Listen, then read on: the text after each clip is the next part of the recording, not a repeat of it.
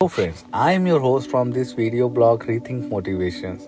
Today we are going to talk about the word determination. Why this word is important to achieve any success in life. Why this word is important to reach to your purpose in life. We are going to discuss this word and the significance of this word through a story. But before that, I just wanted to share a famous quote by the Napoleon Hill.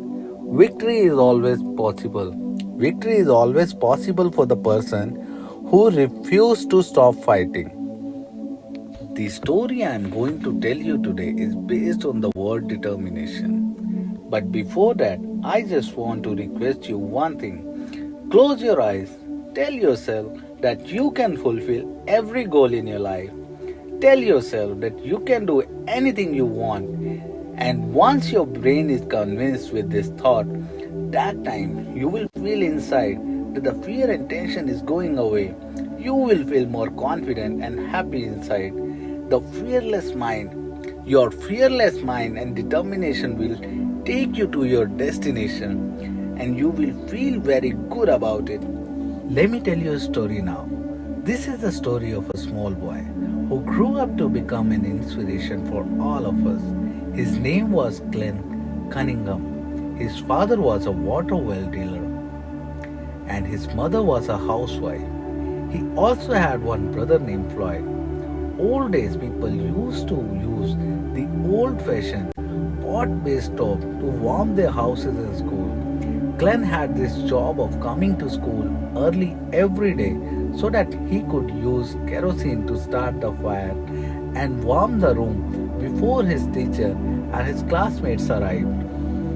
One cold morning, Glenn, along with his brother Floyd, reached to the school to ignite the kerosene stove, but by mistake someone filled it with gasoline, and in no time, the whole classroom was filled with fire. When the teachers and the class reached to the school, they were terrified looking at the school engulfed in flames.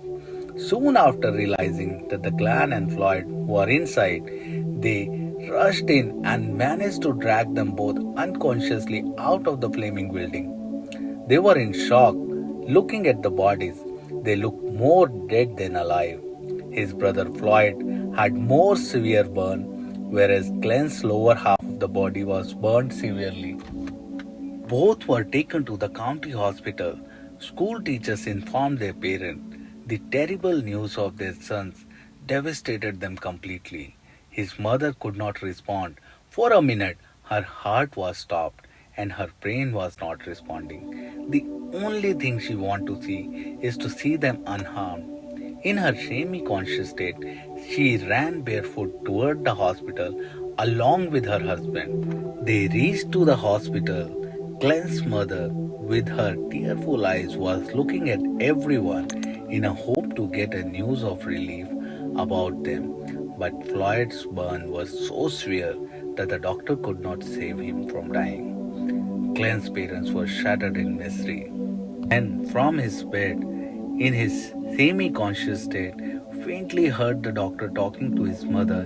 The doctor told his mother that the Glenn would also not going to survive, which was for the best because the terrible fire had devastated the lower half of the body.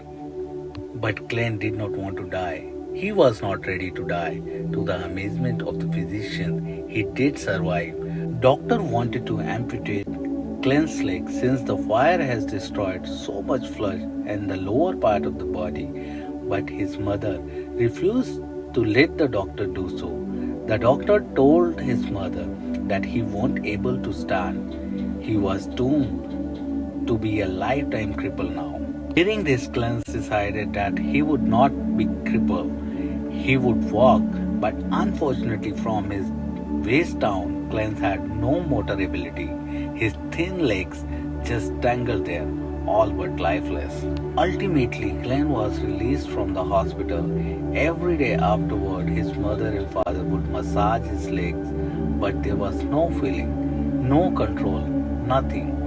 Yet his determination that he would walk was as strong as ever. When he wasn't in bed, he was confined to a wheelchair. One sunny day, his mother wheeled him out in the yard to get some fresh air. The day, instead of sitting there, he threw himself from the chair. Glenn pulled himself across the grass, dragging his legs behind him. He walked his way to the white fence boundary. With great effort, he raised himself on the fence. Then, stake by stake, he began to drag himself across the fence. He wanted to walk, but only he could do is to drag his body along with it. He started to do this every day until he completed a smooth path. There was nothing in his life that he wanted more than to develop life in those legs. He used to believe that his legs were not dead, they were just sleeping, and I would wake them up one day.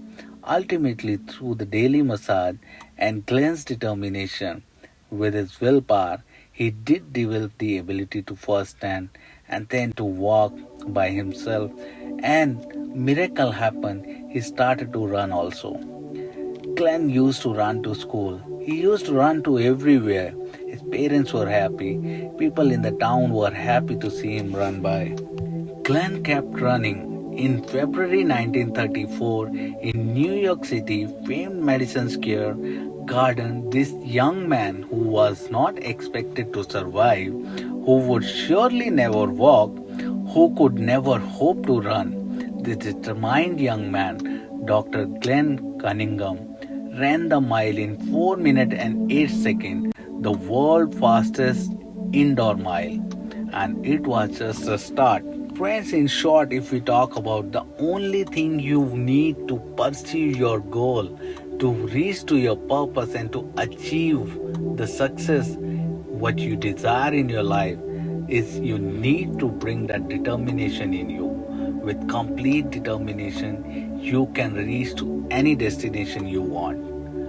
If you like this video, please share your comment and feedback in the comment section below.